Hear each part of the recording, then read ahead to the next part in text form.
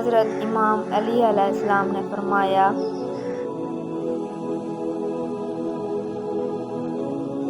حضرت علی علیہ السلام نے فرمایا 11 قسم کی عورتیں بے وفا اور بیکار ہوتی ہیں۔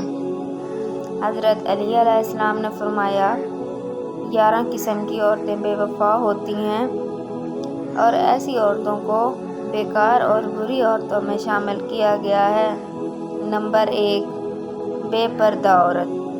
پہلی عورت کے بارے میں فرمایا گیا ہے کہ بے پردہ عورت کبھی بھی وفادار نہیں ہو سکتی۔ جو عورت پردہ نہیں کرتی وہ عورت بے وفا ہوتی ہے۔ نمبر 2، اپنے شوہر کی نافرمان ہو۔ جو عورت اپنے شوہر کی نافرمان ہو تو اس عورت کے بارے میں بھی فرمایا گیا ہے کہ یہ عورت بیکار اور بری عورتوں میں سے ایک ہے اور اس سے بھی وفا کی امید نہیں رکھنی چاہیے۔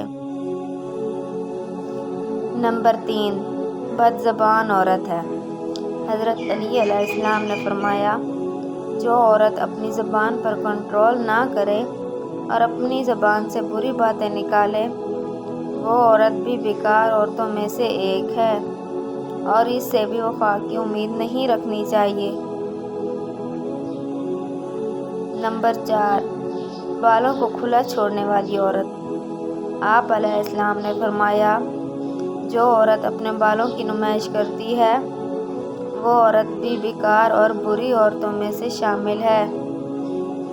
نمبر 5، وہ عورت جو اپنے آپ کو زیادہ عقل مند سمجھتی ہے اور اپنے خاندان کے لوگوں کو کم تر سمجھتی ہے ایسی عورت بھی بری عورتوں میں سے ایک ہے اور اس سے بھی وفا کی امید نہیں رکھنی چاہیے۔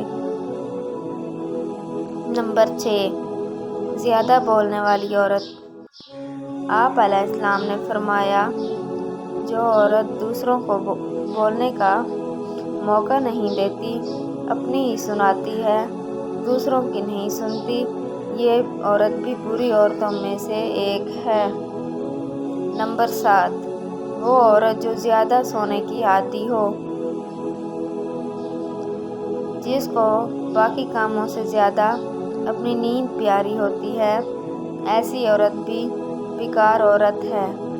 نمبر 8، چیخ چیخ کر بولنے والی عورت، یعنی وہ عورت جو اونچا بولتی ہو اور اس کی آوازیں دور دور جاتی ہوں ایسی عورت کو بھی بیکار اور بری عورت کہا گیا ہے۔ نمبر 9، وہ عورت جو اپنا باریک لباس پہنتی ہو اور اپنے جسم کی نمائش کرتی ہو ایسی عورت بھی بیکار اور بری عورتوں میں شمار کی جاتی ہے۔ نمبر 10، ایسی عورت جو اپنے خاندان کے پیٹھ پیچھے برائی کرتی ہو تو یہ بھی بری اور بیکار عورت ہے۔ پیٹھ پیچھے برائی کرنے والی عورت سے وفا کی امید نہیں ہوتی۔ نمبر 11، وہ عورت جو زیادہ گھومنے پھرنے کی عادی ہو اور گھر رہنے کی بجائے بازاروں کے چکر لگاتی ہو۔ تو دوستو یہ وہ 11 عورتیں تھیں جن کے بارے میں حضرت علی علیہ السلام نے فرماتے ہیں کہ یہ خواتین ایسی ہیں جن سے نیکی اور وفا کی امید نہیں رکھنی چاہیے۔